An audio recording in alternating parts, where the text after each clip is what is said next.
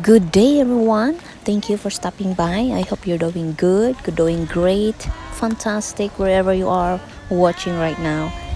Thank you very much for coming back to my channel. All right, and in this episode, I'm gonna show you what is inside the convent here in Lazi, Siquijor province. So this convent here in Lazi is probably the biggest convent here in the Philippines. Ayan. So I'm gonna show you what is inside. It's actually open for public. Yeah, and so if you're interested to come, you probably might want to visit one day.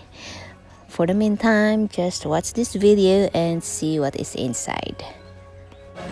Welcome. Comfort room is there.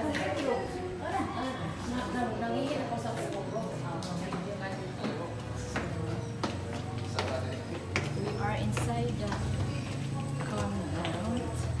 Before that, you have to know that you need to pay 30 pesos for the entrance fee. This is what inside. Museum ba? Museum. Museum. For the tourist gini sila. For the tourist.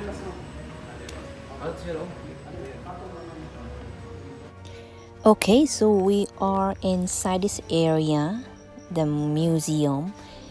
Right, so they have this old clothing that the priest used while they're still alive, but now they are deceased already, and you can see the old cabinets, wardrobes, old beds, old chairs, those furnitures that is used those days, those olden days. And so it's being displayed in this museum.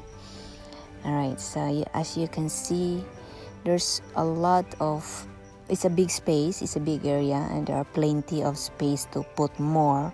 Probably at this time of my visit, not so much things that is being displayed, so maybe it is still on progress to display whatever that they need to display.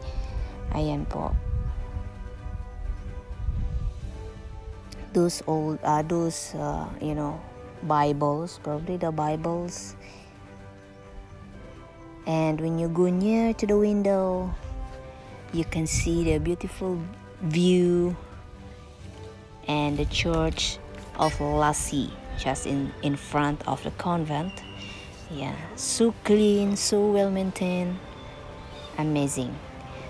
This is Lazi Church here in Siquijor province.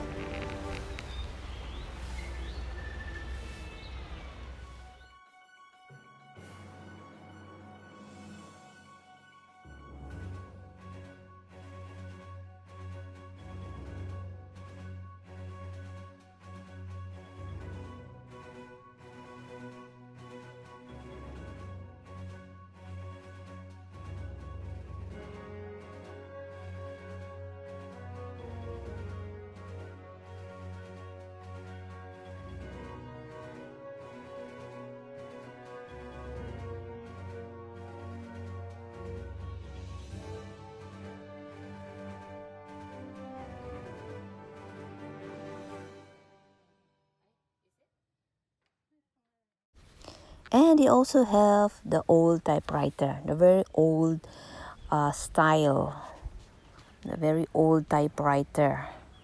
I've seen this before. And they also have here, you can see the nails. I think probably they use this for sacrifice. Yeah, nails. And sungka. Sungka, I used to play these games before. Those days when I was young. Ayan po, there's a lot of antiques that you can see inside the museum, and it's a very big space, very spacious inside. So I'm just wondering whether is there anyone staying in this place, in this convent. Yeah, so only 30 peso per head per person, entrance fee.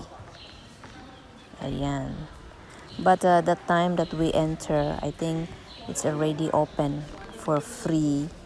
That is already in the afternoon. So yeah, we're able to see. Thank you so much for watching.